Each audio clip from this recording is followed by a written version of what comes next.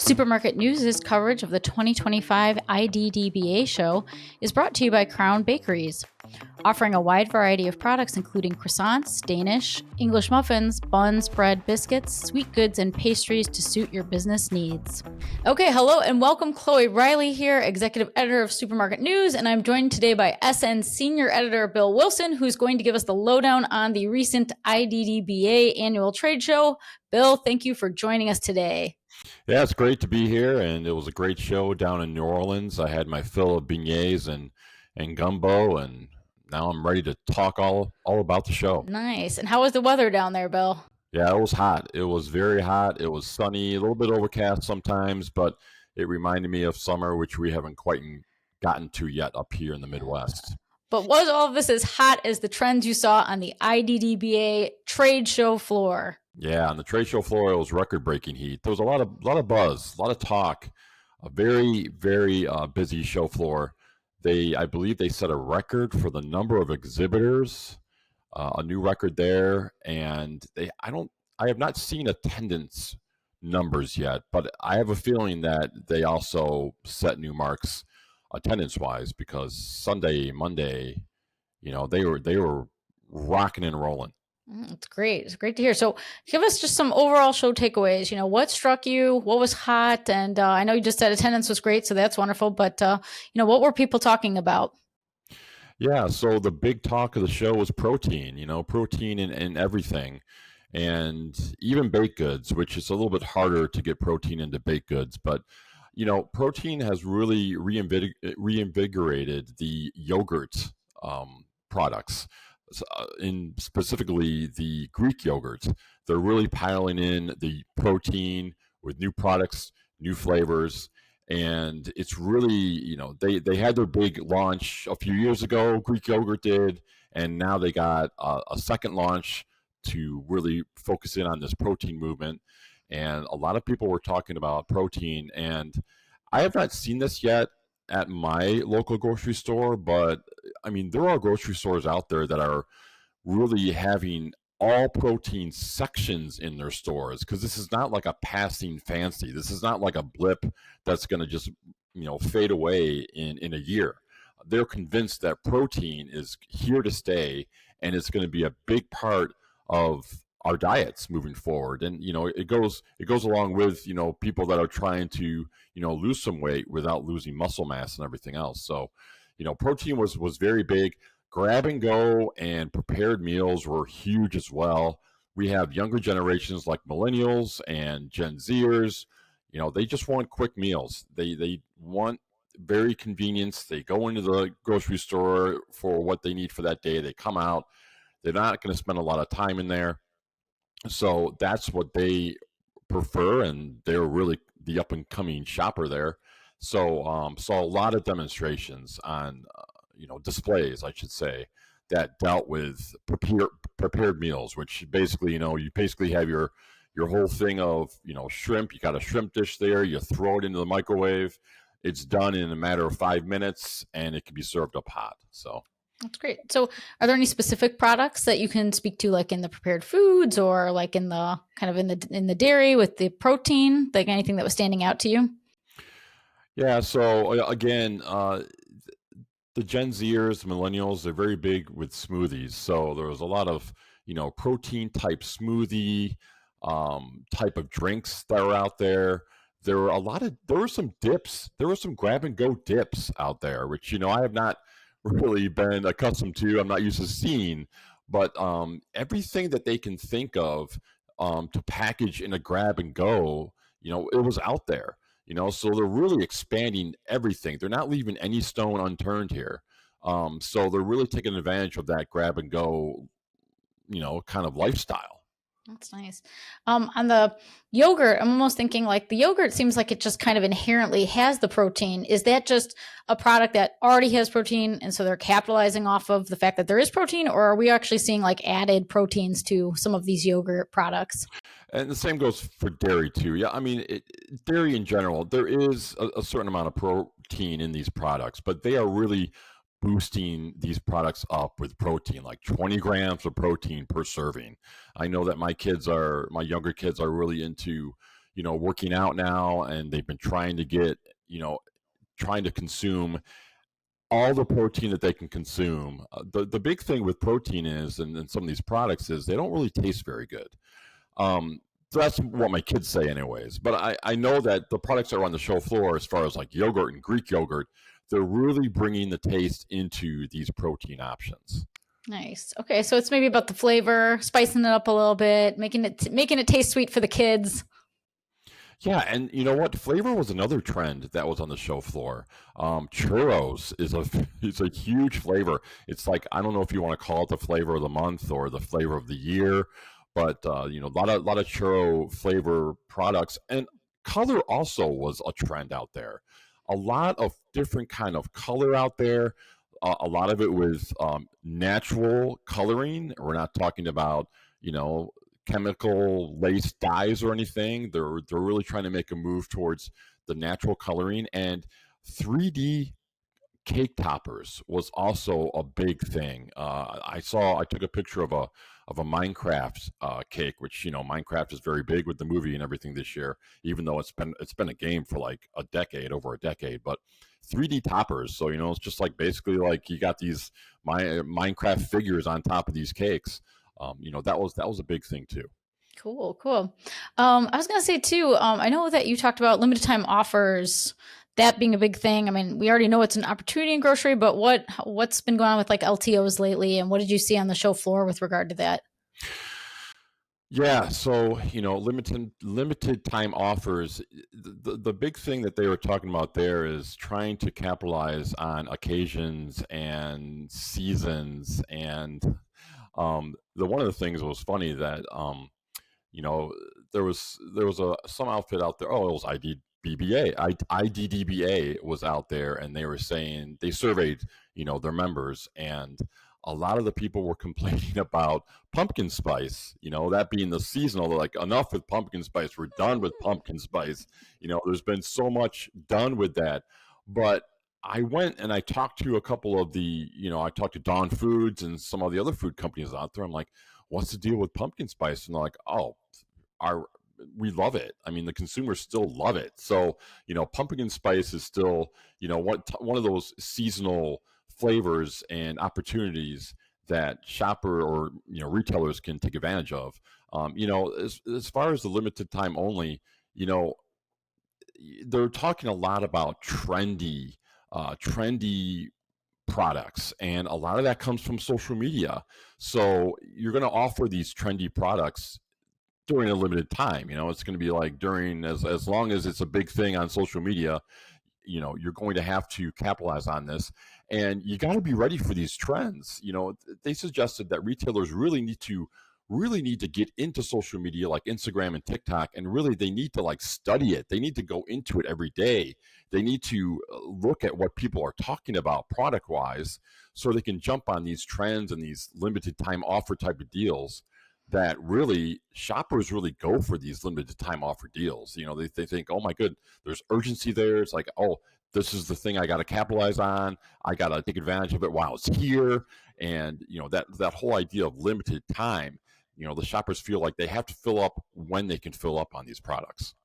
Right, right, totally. So it's just, not only are you potentially going to see more consumers in your store for, if there's like a cucumber viral trend or something, but I think it sounds like it's about the sort of like packaging and merchandising around that, to really capitalize on the trend while it's happening.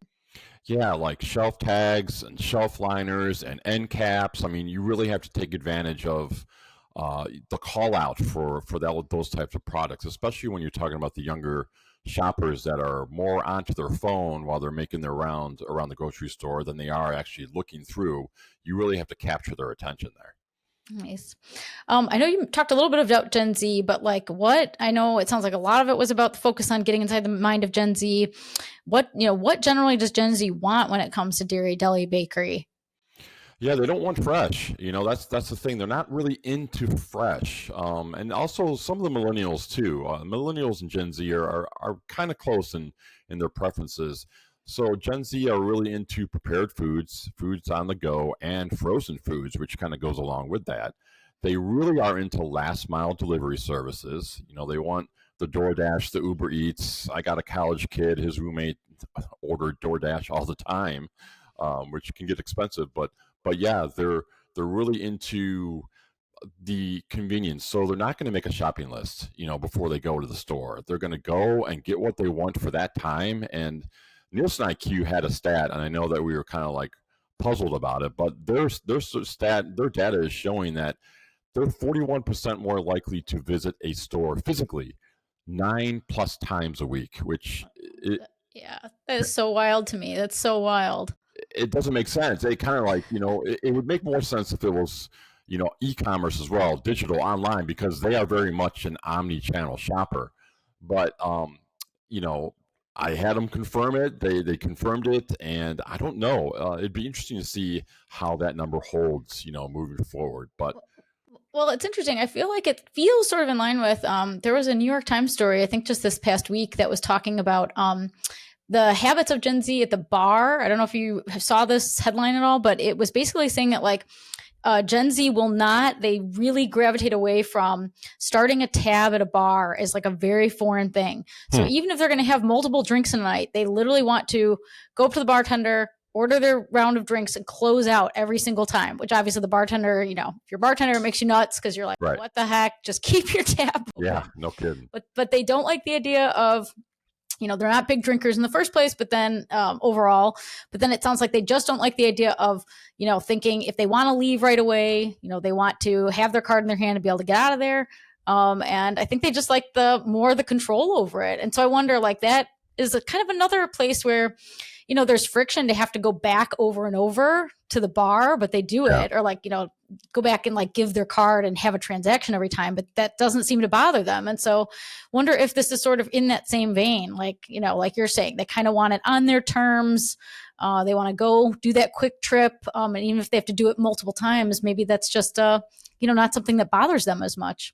Yeah. And to really, for retailers to really capitalize on this generation, they got to go through the phone. That's what they're on all the time. They got to be sending text messages. So while they're in the store, they got to be like, hey, we see you're here. Check out this. It's on sale. Gen Z likes to scan QR codes. They like to scan labels. I mean, everything that's hooked up to their phone. They like to use the app. So reaching out to them via the app while they're in the store. So maybe you can sidetrack them and get them to purchase a little bit more than just a few items while they're in the store. That was a big thing as well. And Gen Z also really appreciates the companies that have high morals. They're into sustainability. They're into, the way they catch their seafood. That's all done per regulation. And they're really into that as well. And they're also into, those services, again, like Hungry Root, that are out there, that it will give you several notifications as to where your delivery stands. Like, it's here, oh, it's on your front porch, it's ready to grab for freshness. And that's another thing that Gen Zers are really into.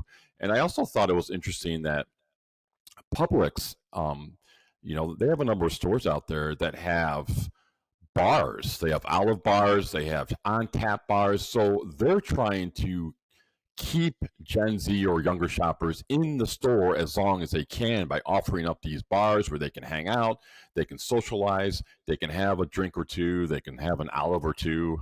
Not my preference, but hey, it must be hot out there. People are talking about just olive bars.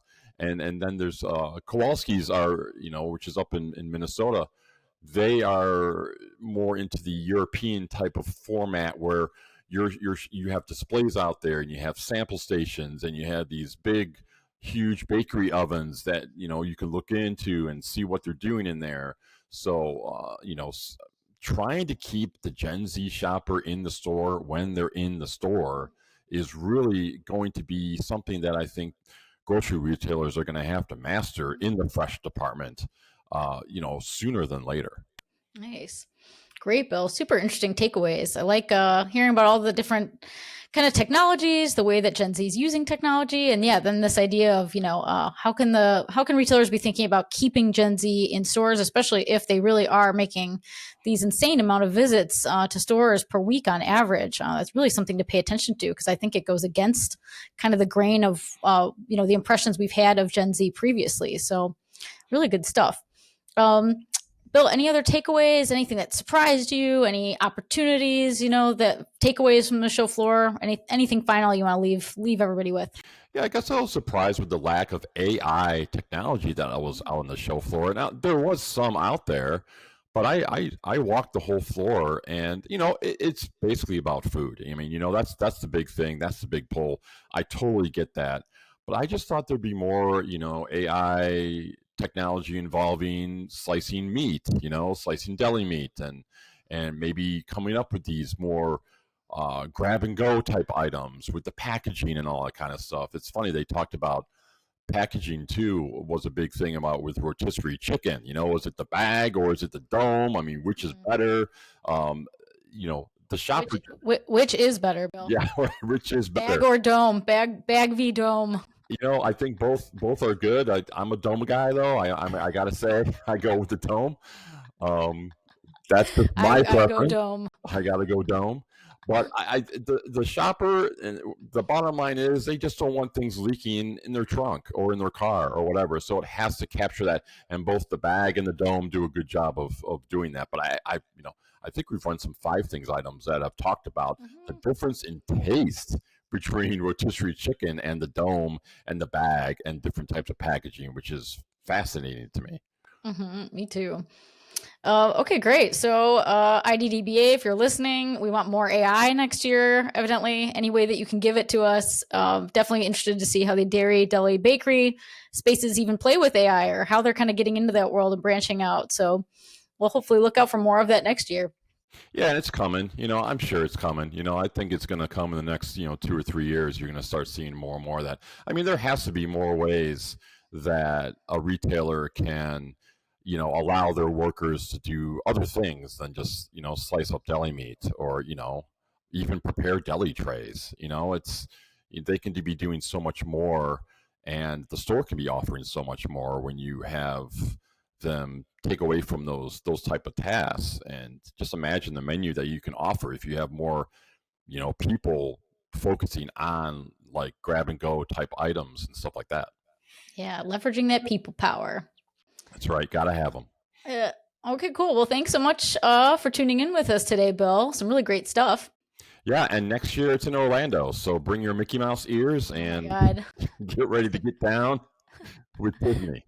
It's going to be crazy. Okay, great. And then for everybody else, you guys can read more of our IDDBA coverage, including our Champions of Change industry profiles. Just go to supermarketnews.com/program/IDDBA. So yeah, thanks everybody and take care. Take care, everyone.